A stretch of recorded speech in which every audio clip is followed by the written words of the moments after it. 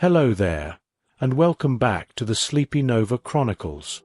7,000 years ago, the Sahara was green. Not partially green. Not green at its edges where it borders the wetter climates of the Mediterranean and the tropics. Green across its interior, across the vast, bone-dry, seemingly eternal expanse of sand and rock that you picture when you hear the word Sahara. Green with grass and trees and rivers and lakes so large that some of them covered areas the size of modern European countries. Hippos wallowed in the shallows of rivers that cut through what is now the emptiest desert on Earth. Crocodiles patrolled watercourses that today are nothing but cracked mud and ancient stone channels baked hard under a sun that has not been interrupted by a cloud in years. Elephants, giraffes, and cattle moved across savannas in places where the sand dunes now stand 50 meters tall, and the nearest water source is a 2-day walk in any direction. People lived there. Tens of thousands of people. Farming, fishing, herding their animals, painting the walls of rock shelters with images of the animals and the rivers and the abundant life of a landscape that has since vanished so completely that the paintings themselves are the primary evidence it ever existed. Those paintings are still there, in the rock shelters and cave walls of the Sahara's interior, in places like the Tassili Energer Plateau in southern Algeria, and the Fezzan region of Libya, and the Tibesti Mountains of Chad. The images survive. Giraffes the size of the rock face they were painted on. Cattle with the distinctive lyre-shaped horns of breeds that still exist in parts of sub-Saharan Africa. Human figures dancing, hunting, swimming in rivers that have been dry for 5,000 years. The Sahara is not what it has always been, and it is not, in the way that most people instinctively assume, empty. The image of the Sahara that most people carry, a vast, featureless, lifeless expanse of sand, hot and silent and impassable, a landscape where nothing lives and nothing moves except the wind shaping and reshaping the dunes, is wrong in almost every particular. The Sahara is alive. Not in the way that a rainforest is alive, not with the dense, layered, overwhelming abundance of an ecosystem running at full biological capacity, but alive in the way that something is alive when it has been under extraordinary evolutionary pressure for a very long time and has developed solutions to that pressure so elegant and so specific that they make the most sophisticated human engineering look clumsy by comparison. The Sahara is not a dead place. It is a place where life has learned to do something that almost nothing else on Earth can do: survive the most extreme combination of heat, aridity, solar radiation, and temperature variance on the surface of the planet, in a landscape that receives on average less than 25 millimeters of rain per year, where surface temperatures can reach 70 degrees Celsius at noon and drop to near freezing before dawn, where the wind carries abrasive sand particles that strip the surface of exposed rock, and where the sun delivers more solar energy per square meter than anywhere else on the planet except the inner Sahara itself. The Sahara is the largest hot desert on Earth. 9.2 million square kilometers. An area roughly equal to the entire United States including Alaska. Every state, every city, every forest and mountain and river, everything, covered in desert. Covered in a landscape that receives less rainfall in a year than London receives in a typical fortnight. And yet across every one of those 9.2 million square kilometers, something is alive. In the sand. In the rock. In the dry riverbeds called wadis that carry water only once every several years when a rare rainstorm passes through. In the pores of rocks that never see direct sunlight.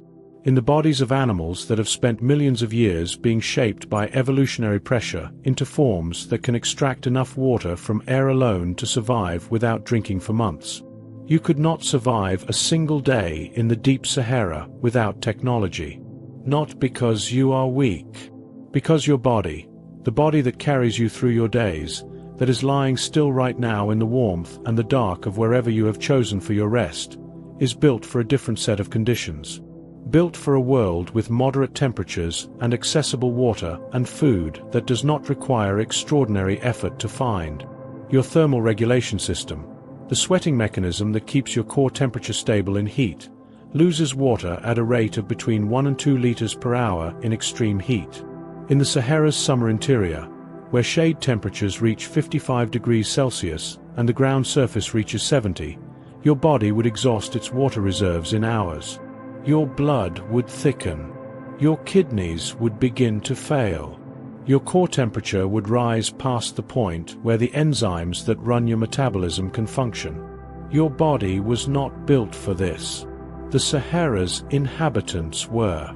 Over millions of years of evolutionary pressure so sustained and so specific that the organisms it shaped carry in their biology a record of every drought and every heat wave and every waterless season the desert has produced across geological time. The life of the Sahara has become something that no other ecosystem on Earth has produced. Not tougher, in the way that toughness is usually understood. Not simply resistant to the conditions that would kill most organisms. Something more precise than that. Something more inventive. Adapted in ways so specific to the Sahara's particular combination of extremes that the adaptations themselves are more extraordinary than the extremes they evolved to survive. Detectives looking at the physiology of Saharan organisms revealed a biological archive of solutions to the problem of survival in the most demanding terrestrial environment on Earth. Solutions that have been refined across millions of years of evolutionary trial and error and that represent, in aggregate, a kind of accumulated biological wisdom about how to live with almost nothing that no human culture or engineering tradition has yet equaled. The desert teaches patience, not as a philosophy, as a biological imperative. The organisms that survive in the Sahara do not fight the desert. They do not resist it or work against its conditions. They wait. They store. They minimize. They time their activity to the brief windows when conditions are least hostile. The cool hours before dawn, the weeks after a rare rain, the microhabitats inside rocks and under sand where the temperature differential between surface and interior creates a pocket of relative stability in a landscape of extremes. They work with the desert's logic, not against it. And the desert's logic, the specific set of physical rules that govern life in the Sahara, the rules that every organism living there has spent millions of years learning to inhabit, is, once you understand it, one of the most calming things in the world to think about. Not because the desert is comfortable. It is not comfortable. It is one of the least comfortable environments on the surface of this planet. But because the life that inhabits it demonstrates, with a clarity that no other ecosystem provides, what becomes possible when a living system stops fighting the conditions it finds itself in and begins, instead, to work with them, to find the water in the air, to find the cool in the rock, to find the food in the apparent emptiness, to find, in the harshest place on Earth, not just survival but something that functions, in biological terms, as thriving. Tonight we are going to follow that logic. From the surface of the sand in the full heat of the Saharan day, where the rules of survival are written in the most uncompromising terms the physical world offers, down into the shade and the cool and the dark where the desert's most extraordinary inhabitants have built their lives. From the ancient green Sahara that existed within human memory, through the drying that transformed it into the desert it is today, to the life that persists there now, patient, efficient, almost impossible to believe until you understand the biology behind it. This is the Sahara, not the word, not the postcard image of golden dunes under a blue sky. The living, ancient, biologically inventive, 9.2 million square kilometer engine of evolutionary creativity that is operating right now, in the dark on the other side of the planet from wherever you are lying still, doing what it has always done, producing, from almost nothing, life. If this kind of quiet journey is useful to you, a slow hour of deep time and desert biology, and the specific calm of understanding something vast and patient and ancient, then I would gently invite you to subscribe, or to leave a thought below about which part of this stays with you longest. It helps other people who are lying in their own darkness, also trying to let the day's heat dissipate, find their way here. One grain of sand at a time. But for now, there is only this. Allow your shoulders to soften. Let your breathing slow, not controlled, not adjusted, just allowed to settle into its own depth, the way sand settles after the wind drops, finding its angle of rest without effort, without resistance, simply responding to the quiet that follows the storm. The Sahara is cooling right now. In the hours after midnight, the desert surface, which absorbed the full force of the sun's energy through the day and stored it in the top layer of sand and rock, releases that stored heat back into the sky. The temperature drops. The stars appear with a clarity that no atmosphere disturbed by humidity or pollution can match. The desert, which was today the hottest surface on Earth, becomes tonight one of the coldest open landscapes on the planet. And in that cooling, in the dark and the cold and the silence that follows the day's extremity, the desert's most extraordinary inhabitants emerge. Patient, unhurried, exactly adapted to this moment. As you are, right now. Let's begin. The Sahara does not simply sit on the earth. It drives it. The distinction between a passive landscape and an active atmospheric engine is the distinction between what the Sahara looks like from a photograph taken from a satellite. Flat, tan, featureless at continental scale, a vast emptiness between the green of the Mediterranean coast and the green of the sub-Saharan savanna, and what the Sahara actually does to the atmosphere, the ocean, the climate, and the biology of approximately half the planet. What it does is not passive. What it does is not the result of the Sahara simply being large and hot and dry. What it does is the result of 9.2 million square kilometers of dark rock and sand absorbing solar energy at one of the highest rates of any surface on Earth and converting that energy into heat that drives atmospheric circulation on a scale that affects weather patterns from the Amazon rainforest to the Indian monsoon to the fertility of the Atlantic Ocean. The Sahara is a heat engine, the largest heat engine on the surface of the Earth, and it runs on the same fuel it has been running on for approximately 34 million years, the sun. Every day, approximately 1,000 watts of solar energy arrive at each square meter of the Sahara's surface. 1,000 watts per square meter. The power output of a small household microwave oven, arriving continuously at every square meter of a surface 9.2 million square kilometers in area. Every day the sun is above the horizon. Most surfaces, ocean, forest, grassland, absorb some of that energy and reflect the rest.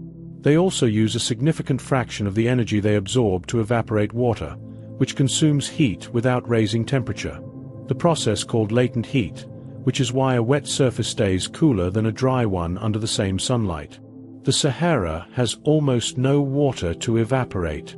The energy arrives. The energy is absorbed. And with almost nothing to spend it on except raising the temperature of the rock and sand and air above the surface, the Sahara concentrates that solar energy into heat with an efficiency that no comparable surface on Earth matches.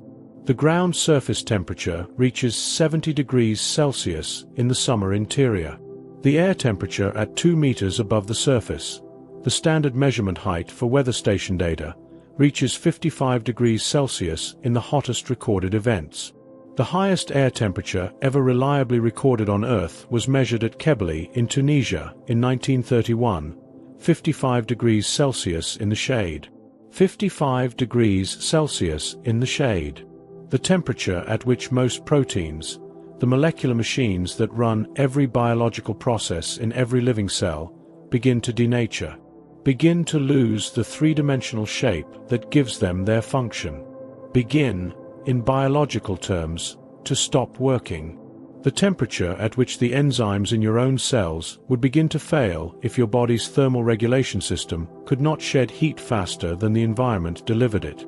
Your body can maintain its core temperature of 37 degrees Celsius against an air temperature of 55 degrees for a limited time, perhaps an hour or two, depending on humidity and wind and your state of hydration, before the mechanism breaks down and your core temperature begins to rise. 1 degree of core temperature rise above normal produces noticeable cognitive impairment. 2 degrees produces confusion and loss of coordination. 4 degrees produces seizures. 6 degrees above normal, a core temperature of approximately 43 degrees Celsius, is fatal in most cases because the proteins in your brain cells have begun to denature and the molecular machinery of consciousness has begun to fail.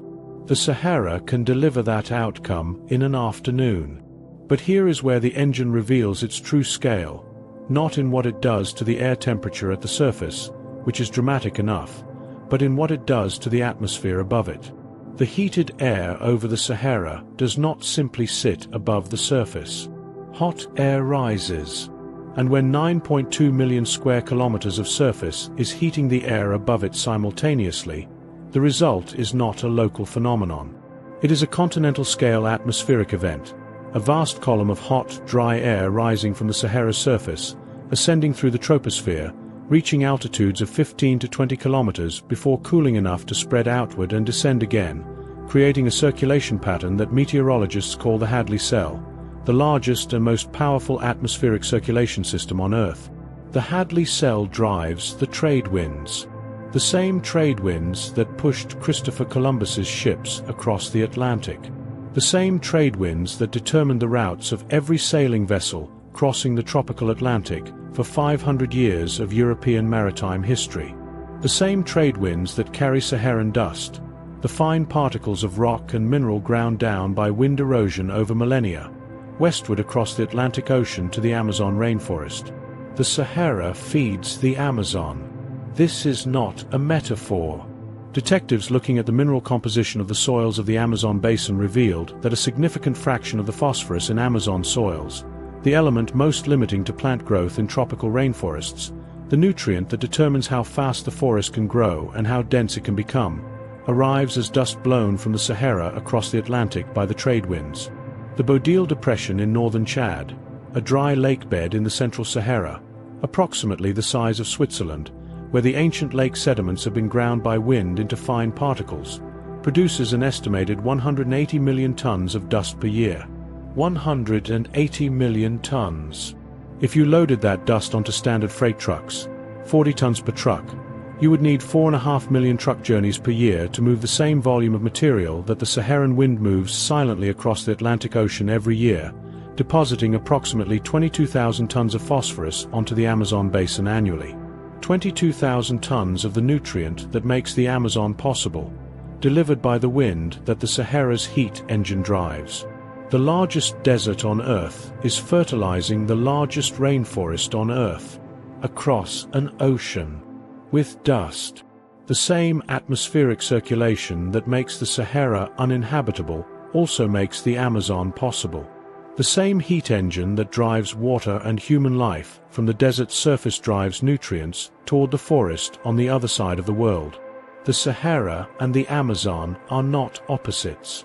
They are partners in the same planetary system, the desert producing the wind carrying the dust carrying the phosphorus feeding the forest that produces the oxygen and the rainfall that makes the climate of the surrounding region habitable. Remove the Sahara and the Amazon degrades. The monster of Saharan science is not the heat. It is the function, the role the Sahara plays as a planetary-scale atmospheric driver, pushing air and dust and energy through a system so large that its effects reach every ocean and every continent, connecting the emptiest place on Earth to the fullest, the driest to the wettest, the most inhospitable to the most biodiverse, through the invisible medium of moving air. And the sand that the air carries is itself a product of a process so ancient and so mechanically thorough that the individual grains you would pick up from a Saharan dune carry in their shape and their surface texture the record of millions of years of geological processing. A grain of Saharan sand is not simply a fragment of rock. It is a finished product. Detectives looking at the surface texture of Saharan sand grains under high-powered electron microscopes revealed that each grain carries a specific pattern of surface features: frosted surfaces, curved impact marks, chemical etch patterns, that record the history of the grain's journey from its original rock source to the dune where it now rests. The frosted surface texture is produced by grain-to-grain impact during wind transport, each collision with another grain leaving a microscopic impact mark that builds, over thousands of impacts across thousands of years of transport, into the distinctive matte finish that characterizes Aeolian sand. The rounded shape of a mature sand grain is the product of abrasion, the removal of sharp corners and edges through millions of individual collisions, each one removing a microscopic fragment of the grain, smoothing its surface, reducing its mass, refining its shape toward the most aerodynamically stable form. A mature Saharan sand grain has been in transit for approximately 1 million years. 1 million years of wind transport. 1 million years of collision and abrasion. 1 million years of being picked up by the wind and carried horizontally across the desert surface in a process called saltation, bouncing across the ground in low, arcing trajectories, each bounce covering a distance of roughly 20 to 30 centimeters before the grain lands, strikes the surface, and either bounces again or dislodges another grain that begins its own saltating journey. 20 to 30 centimeters per bounce. Across 1 million years. The grain arrives at the dune as the most processed piece of rock on Earth, its corners worn smooth, its surface frosted by impact, its mass reduced to the optimum size for the wind speed that moves it, carrying in its texture the record of a journey longer than the entire existence of the human species.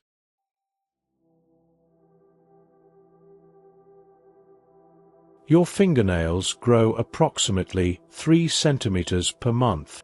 In 1 million years, at that rate, a fingernail would grow to a length of approximately 30 kilometers.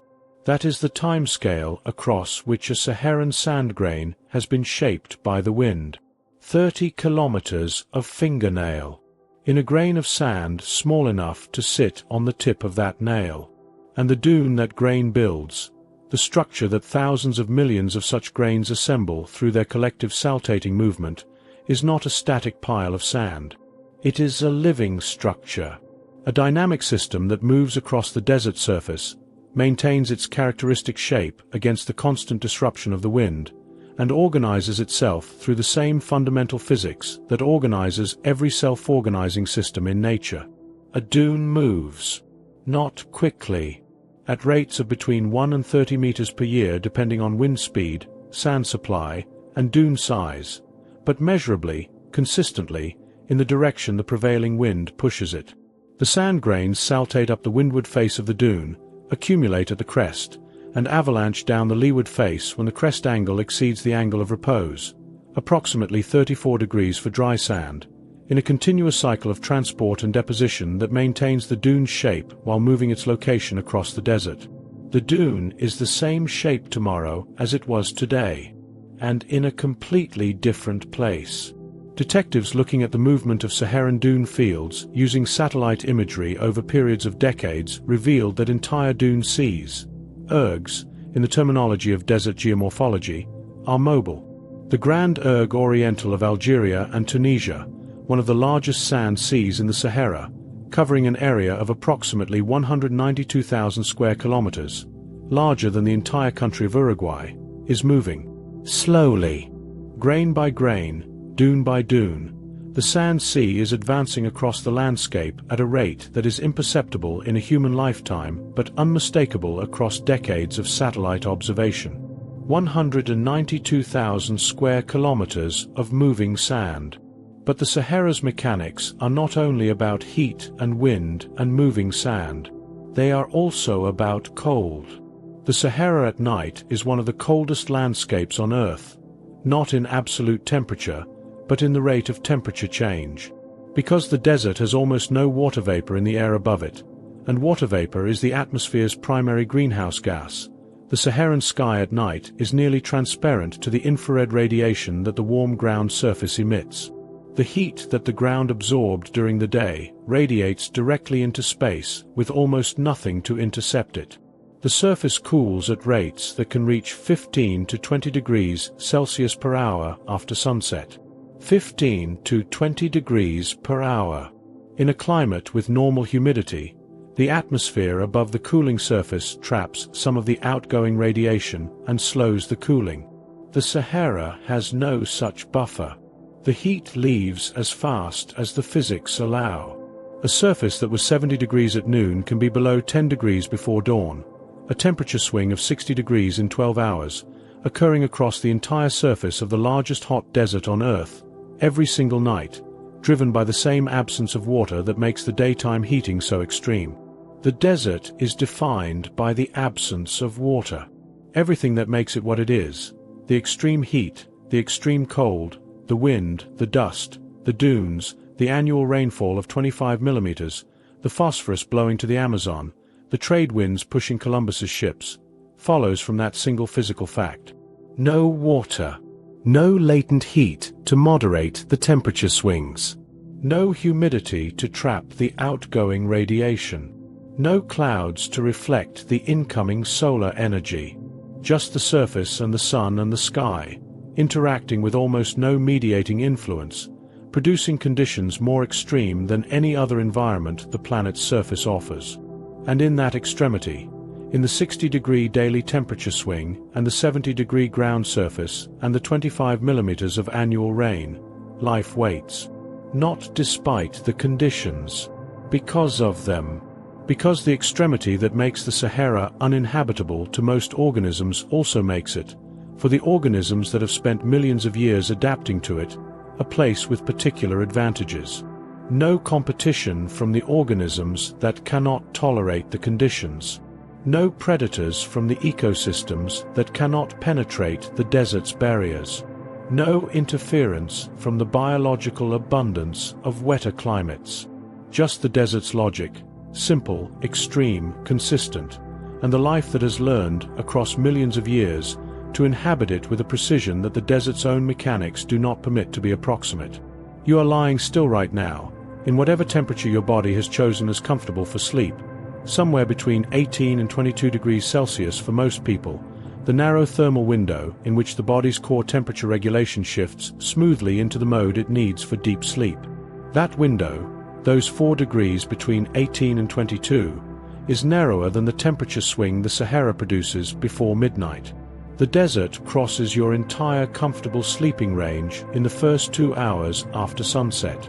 And something is out there, moving in the dark as the temperature drops through the range that your body requires for sleep, hunting, feeding, conserving the water that your body would exhaust in hours, doing what it has always done in the cool dark hours of the Sahara night. Patient, precise, exactly adapted to this moment. At 4 in the morning, the Sahara belongs to something else. The heat that held the surface at 70 degrees yesterday has gone, radiated back into a sky so clear and so dry that the stars overhead are sharper than they are anywhere else on Earth, because there is almost no water vapor in the atmosphere to scatter the light before it reaches the ground. The surface temperature has dropped to single digits.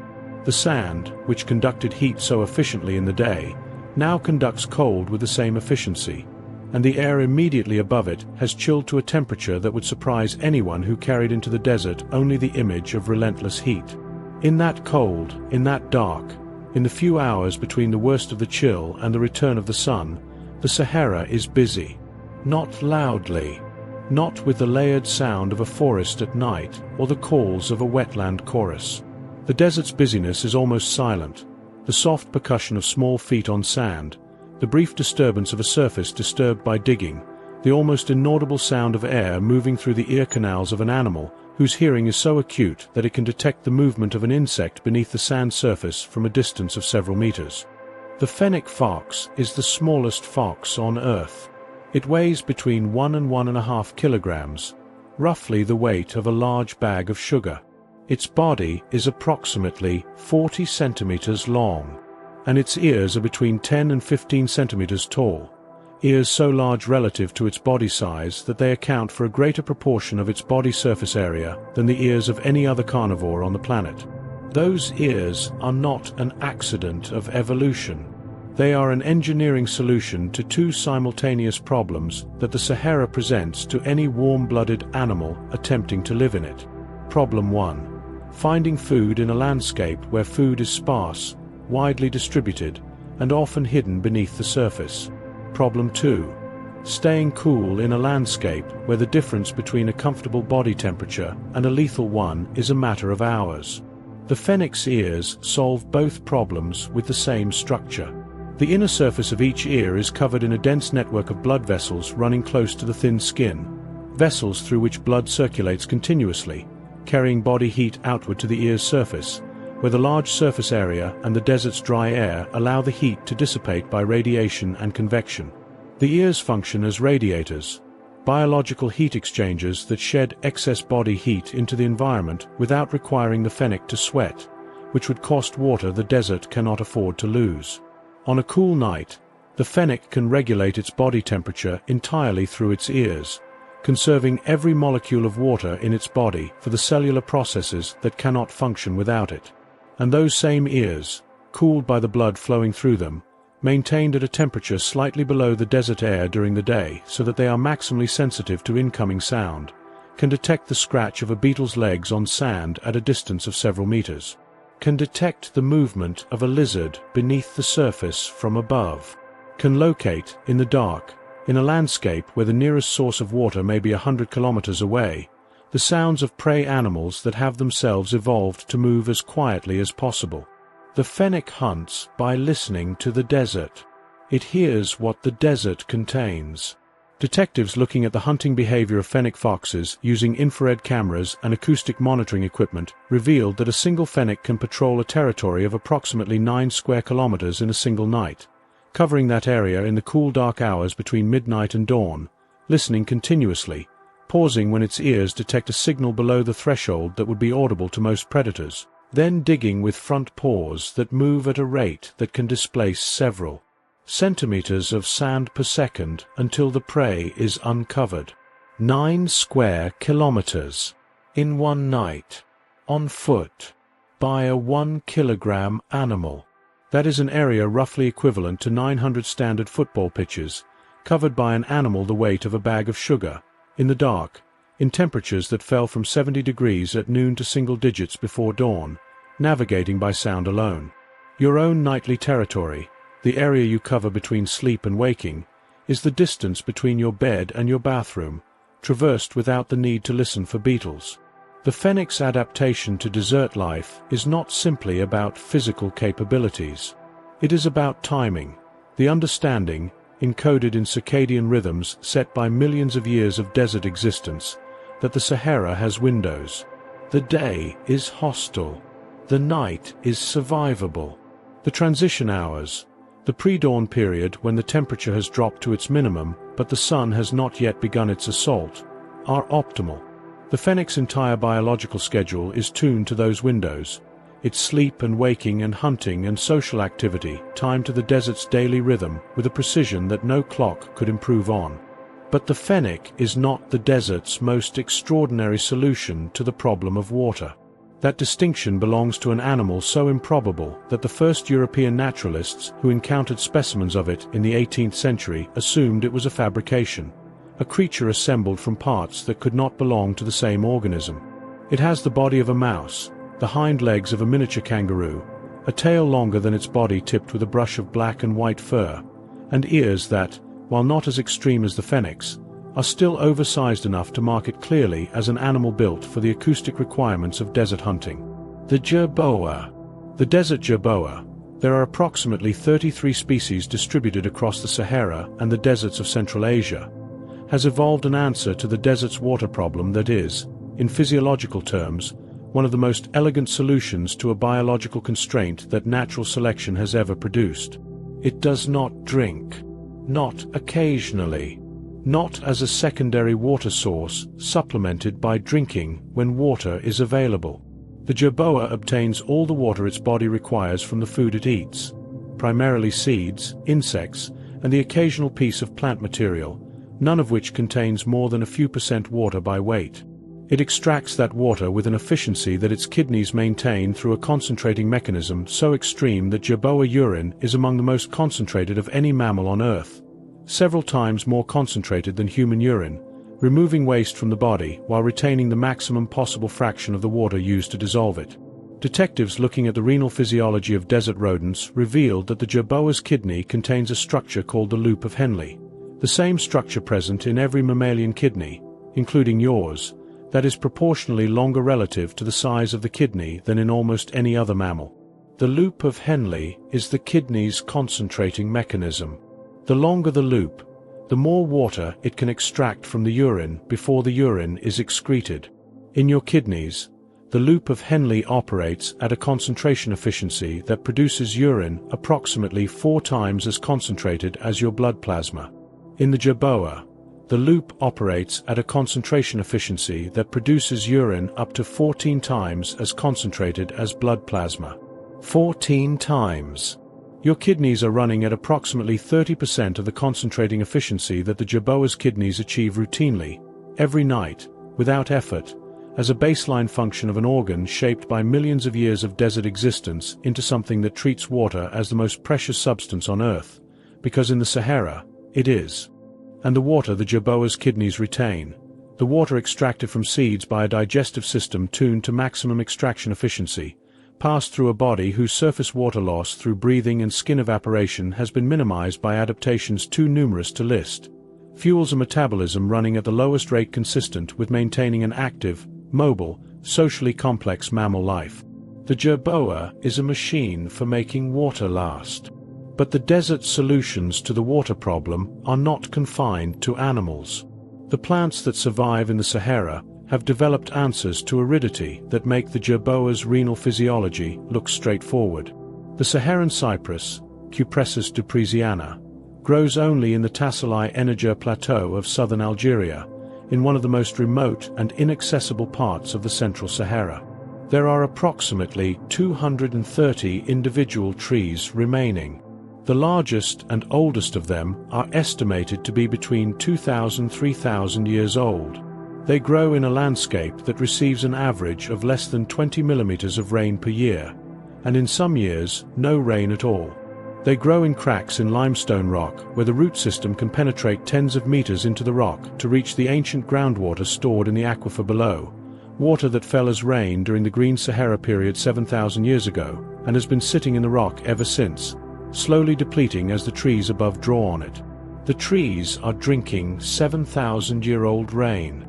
Each tree is a living connection between the Green Sahara that existed within human memory and the desert that replaced it, a biological archive of the transition, sustained by the last reserves of the water that fell when the region was habitable and that is now, tree by slow tree, being drawn up through roots that have spent 2,000 years extending deeper into the rock toward a water source that is, unlike the rain that fell to create it, not being replenished. The Saharan cypress is one of the rarest trees on Earth.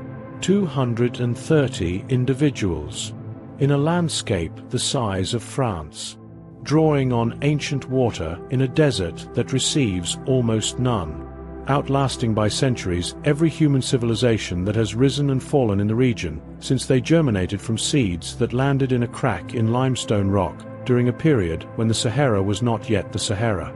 Not fast, not loud, not visible from more than a few hundred meters in a landscape that offers no scale reference for their height.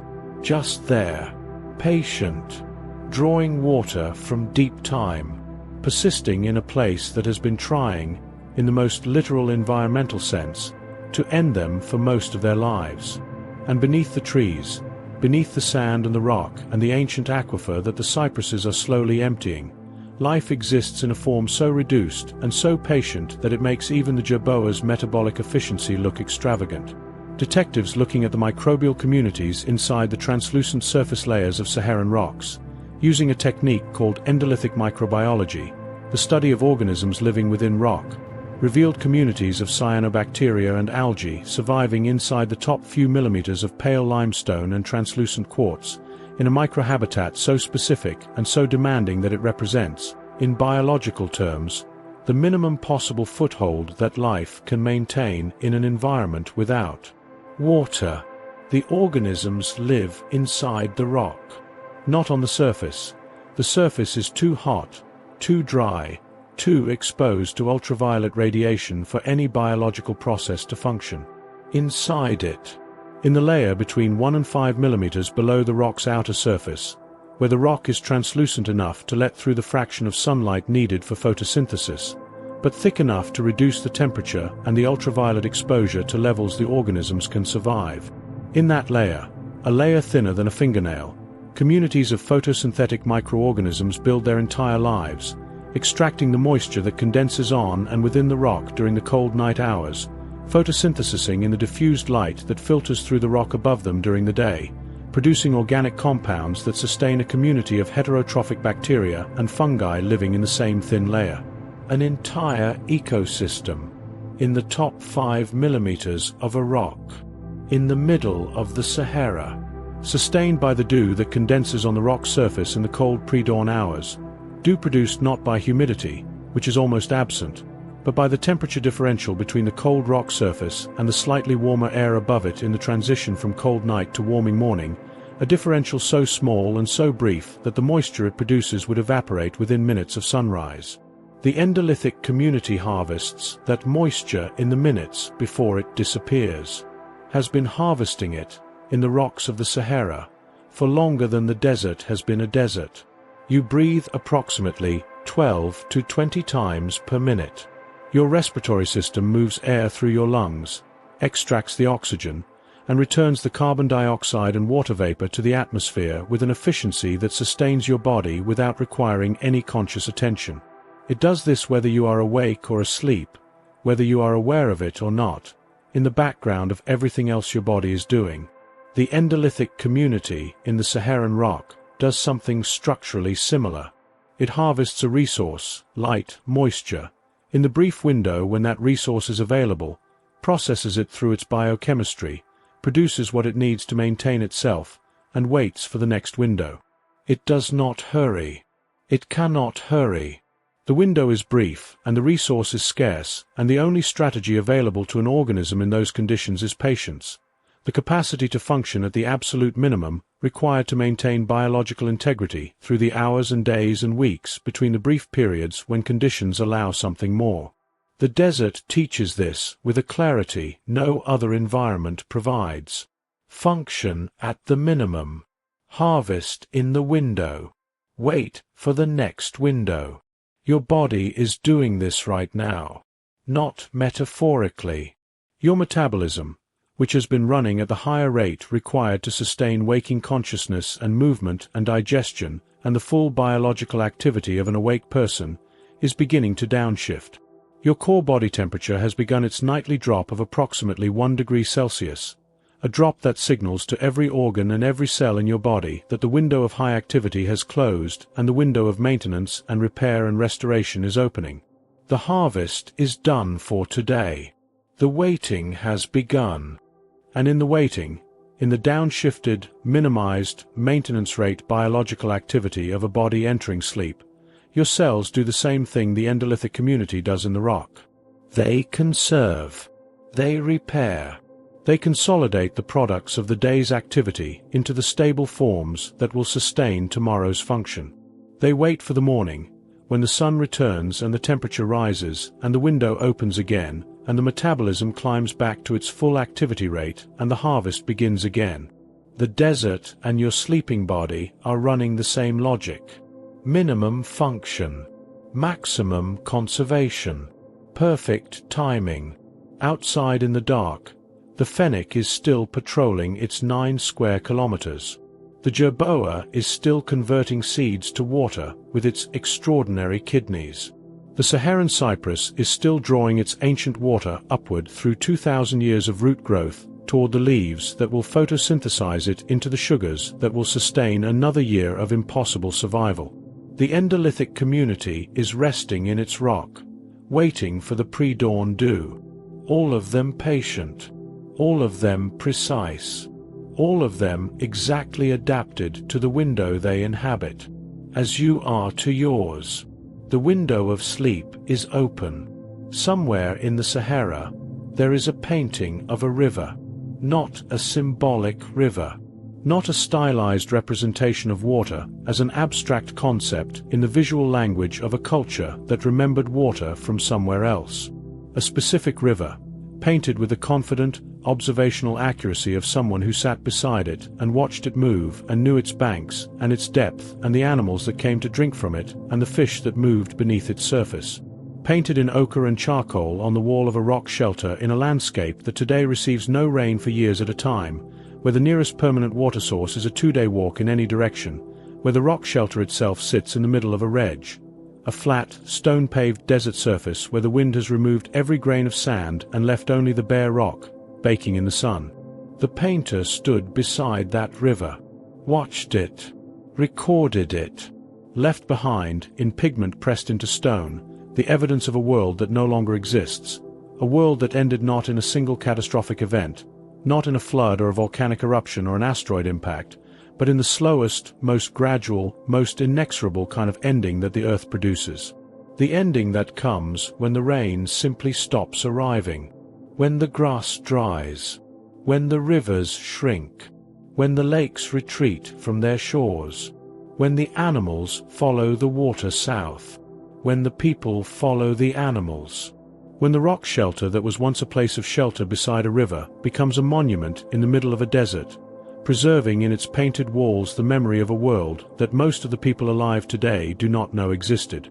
The Green Sahara ended approximately 5,500 years ago. Not everywhere at once. Not in a single season. The drying was a process that unfolded across centuries, beginning around 8,000 years ago as the orbital mechanics of the Earth shifted slightly, reducing the intensity of the summer solar radiation over the northern hemisphere that had been driving the monsoon rains deep into the Sahara's interior, the rains that had sustained the lakes and the rivers and the grasslands and the people who painted the rock walls with images of the world they were losing. The process that ended the Green Sahara is called the African Humid Period Termination, and it is, in the history of human civilization, one of the most consequential climate events that has ever occurred. Not because of the magnitude of the change, though the magnitude was enormous, but because of what the people who experienced it did in response, and what those responses produced in the centuries and millennia that followed. The people moved south and east, toward the Nile. Detectives looking at the archaeological and genetic record of North Africa across the period from 8,000 to 5,000 years ago revealed a pattern of population movement that traces the retreat of the monsoon line southward across the Sahara. Communities abandoning sites in the interior as the water sources they depended on dried, moving toward the remaining rivers, congregating in the Nile Valley in numbers that the valley had not previously supported, bringing with them the agricultural knowledge and the domestic animal herds and the social complexity that they had developed during the thousands of years of abundant life in the Green Sahara. The civilization that built the pyramids was assembled by a drought, not metaphorically. The population density, the agricultural intensity, the social organization, and the technological sophistication of early dynastic Egypt were all products of the compression, the forcing of a large, dispersed, agriculturally experienced Saharan population into the narrow, fertile, river-fed strip of the Nile Valley, where the pressure of numbers and the abundance of the annual flood created the conditions for the emergence of one of the most extraordinary civilizations in human history. The Sahara emptied, Egypt filled, and the people who made that journey, who walked out of a dying landscape with their animals and their seeds and their painted memory of rivers that were already drying behind them, carried in their bodies and their culture and their genetic legacy the knowledge of a world that the desert would eventually erase all physical evidence of, except for the paintings. The paintings survived because the rock shelter survived. Because the desert, paradoxically, is one of the best preservers of human material culture on Earth. The same aridity that killed the Green Sahara has preserved the evidence of its existence in forms that wetter climates would have destroyed in centuries. The ochre pigments in the rock paintings have not faded because there is no rain to wash them. The bones of the hippos and the crocodiles that lived in the Saharan rivers have not decomposed because there are no soil microbes active enough in the dry sediment to break them down. The seeds of the plants that grew in the Saharan grasslands have been recovered from dry lake beds, intact and identifiable, after 5,000 years of desiccation. The desert remembered what it destroyed. But the Green Sahara's ending was not the first time the Sahara dried, and it will not be the last time it greens. Because the cycle that produced the Green Sahara, the orbital forcing that drives the African humid period, operates on a timescale of approximately 23,000 years, repeating with the regularity of a clock that runs on the geometry of the Earth's orbit around the Sun. 23,000 years. Detectives looking at the sediment record of Saharan lakes, the ancient lake deposits preserved in basins across the desert, recording the water levels of lakes that expanded during humid periods and contracted during dry ones, revealed that the current dry period is approximately the fifth or sixth in a sequence of alternating humid and arid phases that stretches back millions of years. The Sahara has been green before, multiple times. The green Sahara that ended 5,500 years ago was not exceptional. It was the most recent episode in a long, rhythmic alternation between desert and garden that the Earth's orbital mechanics produce with mechanical regularity. In approximately 15,000 years, the orbital forcing will shift again. The summer solar radiation over the northern hemisphere will intensify. The monsoon will begin its advance northward into the Sahara. The rains will return, first at the southern margins, then gradually further north as the centuries pass and the monsoon strengthens. The dry lake beds will begin to fill. The vegetation will advance across the sand. The fennec and the jerboa and the endolithic microbes in their rocks, or their descendants, shaped by 15,000 more years of desert pressure, will find themselves in a changing landscape, the desert conditions that shape them beginning to soften, the water that their biology is built to conserve beginning to arrive in quantities that their systems were not designed for. The Sahara will be green again. Not in any human lifetime. Not in any time frame that any institution or language or political system currently existing will survive to witness. But in geological time, in the time that the orbital mechanics of the Earth's journey around the Sun measures, 15,000 years is a brief interval. A moment. The next green Sahara is already scheduled. But here is where the catastrophe reveals its more immediate face. Because within the current dry phase, within the 5,500-year desert that the orbital forcing produced and that is already scheduled to end in 15,000 years, a second drying is occurring. A drying that does not follow the orbital schedule. That is not part of the 23,000-year cycle. That is not driven by the geometry of the Earth's path around the Sun or by any natural forcing that has a precedent in the geological record. The Sahara is advancing. At a rate of approximately 48 kilometers per year southward, 48 kilometers of desert expanding into the semi-arid Sahel region to its south, the band of grassland and scrub that separates the Sahara from the sub-Saharan savanna. The region where the deserts advance means the loss of the grazing land that approximately 100 million people depend on for their food security. 48 kilometers per year. That is the distance between the center of a major city and its outer suburbs, converted every year from marginal grassland to desert. 48 kilometers per year, advancing into the lives of 100 million people who did not choose to live on the edge of the largest desert on Earth, and who do not have the option, in most cases, of simply moving somewhere else. The monster of desertification is not the sand.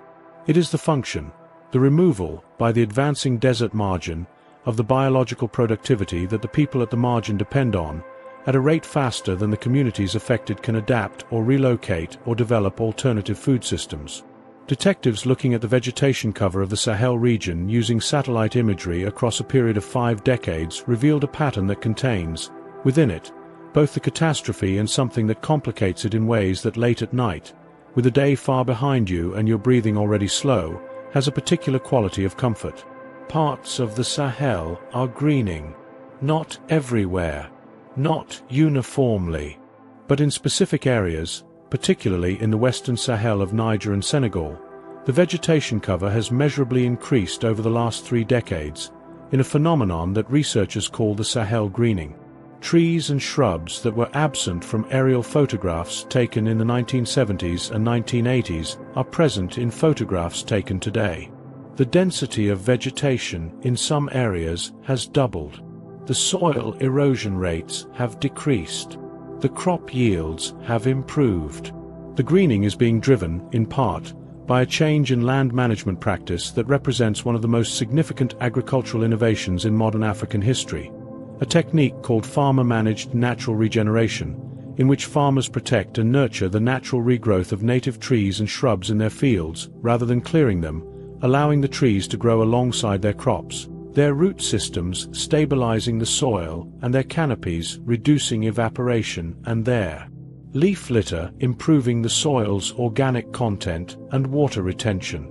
Trees planted by farmers in the desert, not with machinery, not with irrigation, not with any technology more complex than the decision to leave the seedlings alone, to not cut them, not burn them, not clear them from the field as obstructions to cultivation, but to allow them to grow, to become the canopy that reduces the temperature of the soil surface below them, to become the root system that stabilizes the sand against the wind, to become the leaf litter that feeds the soil microbes that build the soil structure that holds the next rain instead of letting it run off the surface and carry the topsoil with it. Approximately 200 million trees have been regenerated in Niger alone through this practice since the 1980s. 200 million trees. In the Sahel. In 40 years. Through the collective decision of millions of individual farmers to leave the seedlings alone. The largest reforestation event in African history, achieved not through a government program or an international aid project or any organized intervention, but through the distributed, individual, farmer-by-farmer decision to work with the desert's biology rather than against it. The same logic the fennec uses. The same logic the jerboa uses.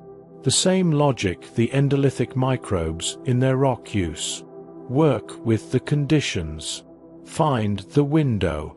Harvest what is available. Do not fight what cannot be fought. Your own body uses this logic every night. The catastrophe of a long, difficult day, the accumulated stress and cortisol and depletion of the neurotransmitters that sustain the day's demands, does not get resolved by fighting it. It gets resolved by the same mechanism the Sahel farmer uses. By stopping. By allowing the natural processes of restoration to operate. By creating the conditions, the stillness, the darkness, the reduced temperature, the absence of incoming demands, under which the biology can do what it evolved to do. Restore. The Sahara has been drying and greening for millions of years. It has been catastrophically empty and abundantly alive and catastrophically empty again, in cycles that no individual organism alive during any single phase could perceive as a cycle rather than as the permanent condition of the world. But the cycle continues. The orbital mechanics run. The monsoon advances and retreats. The lakes fill and empty.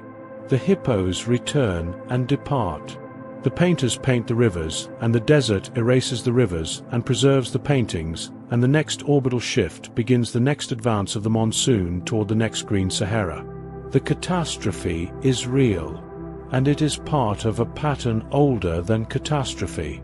You are lying in the dark now, and your body is in the earliest stages of the same cycle.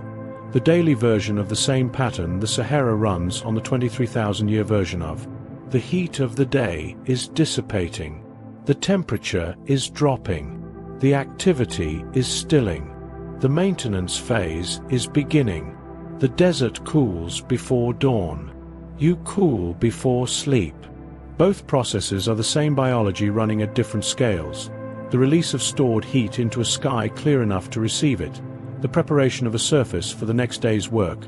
The patient, unhurried, automatic transition from one phase of the cycle to the next. The next phase is rest. It has always come. It always will. There is Saharan dust in your lungs right now. Not as a consequence of being near the Sahara.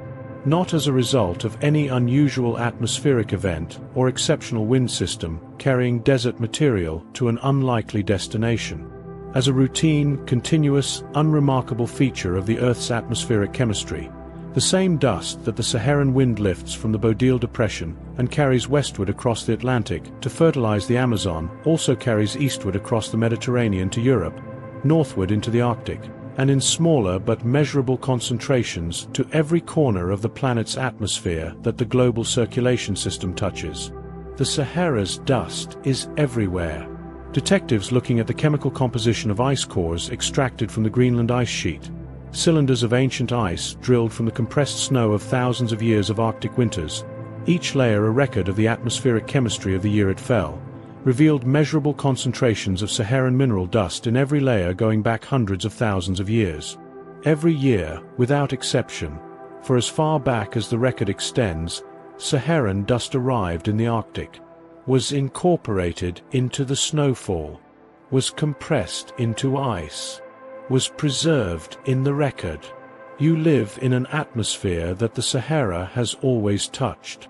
The dust in your lungs tonight, the mineral particles in the air you are breathing, too small to see, too light to feel, present in concentrations too low to cause harm but high enough for analytical instruments to detect and identify by their chemical signature, carries the mineralogical fingerprint of the Saharan rock from which it was ground.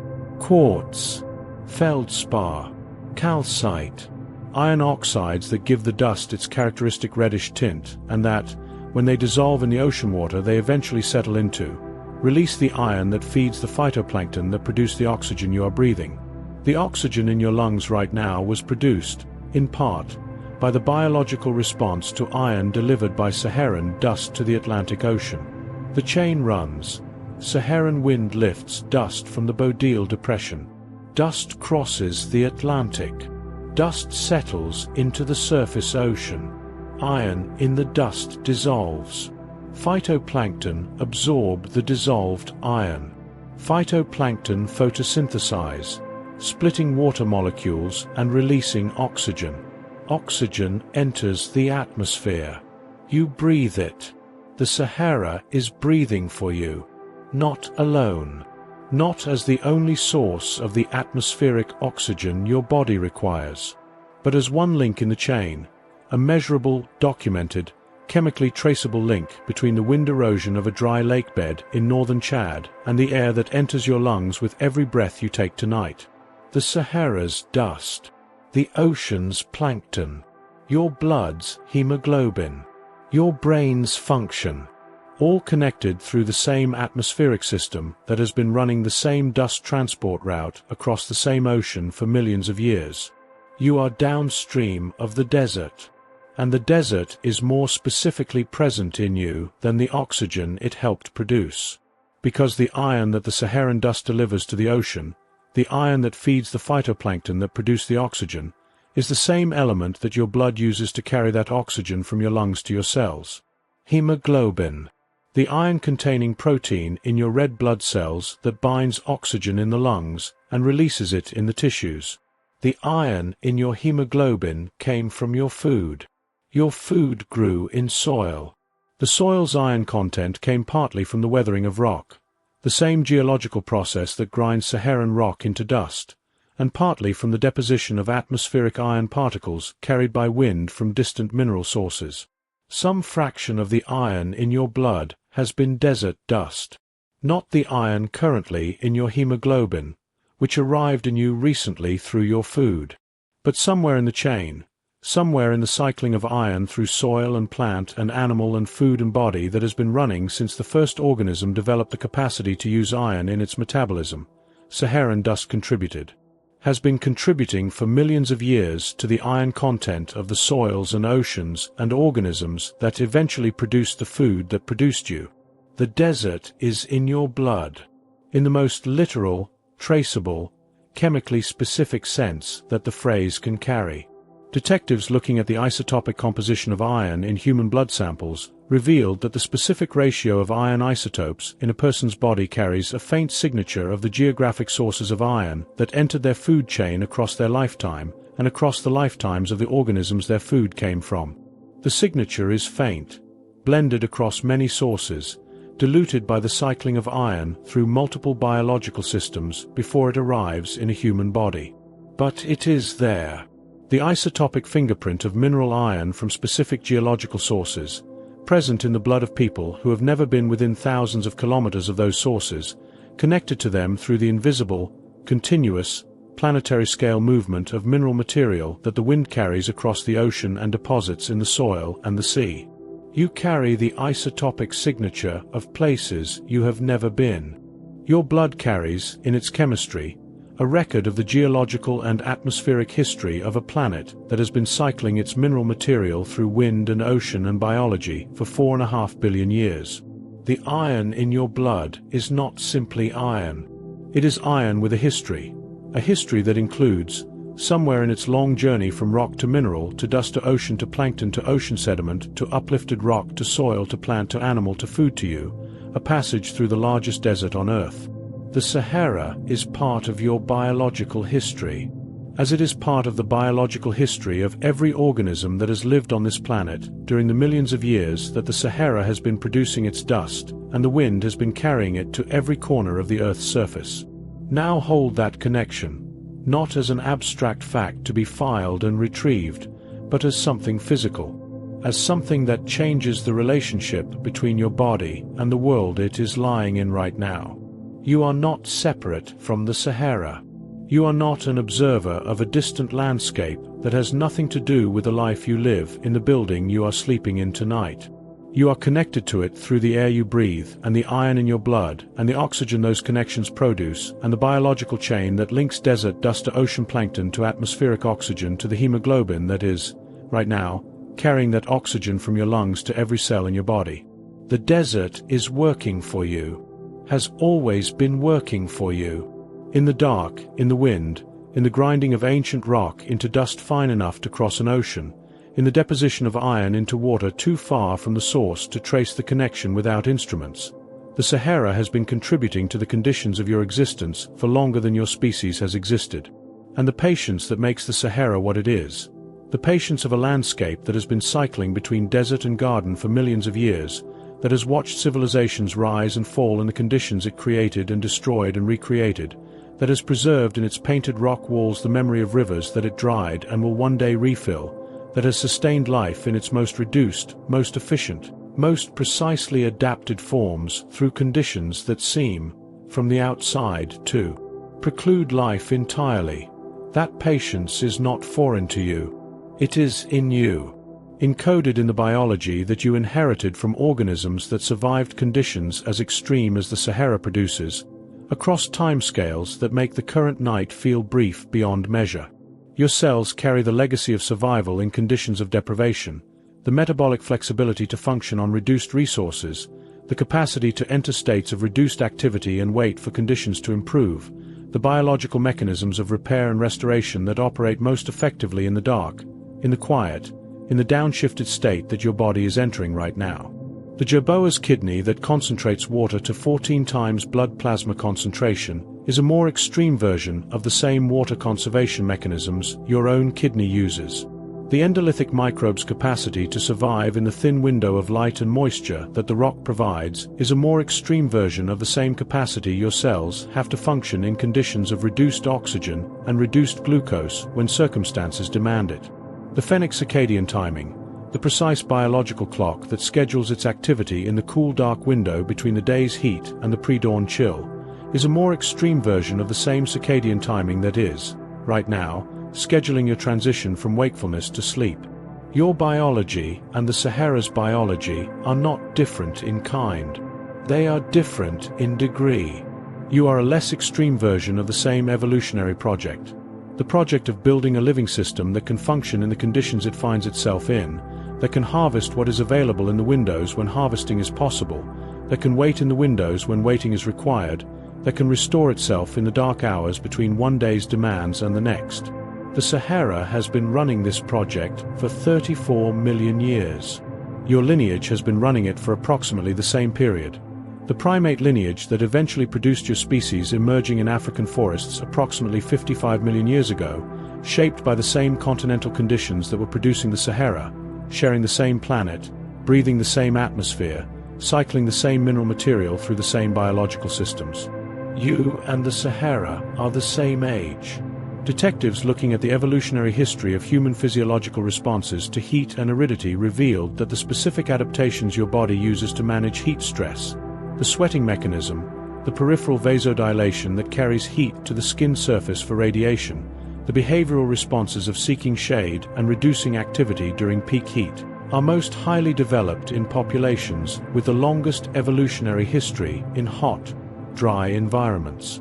The human body's heat management system was refined over hundreds of thousands of years in the landscapes adjacent to the Sahara, in the African environments where the ancestors of every human being alive today lived and evolved, and were shaped by the same solar radiation and the same aridity and the same daily temperature swings that the Sahara's heat engine produces and exports across the continent.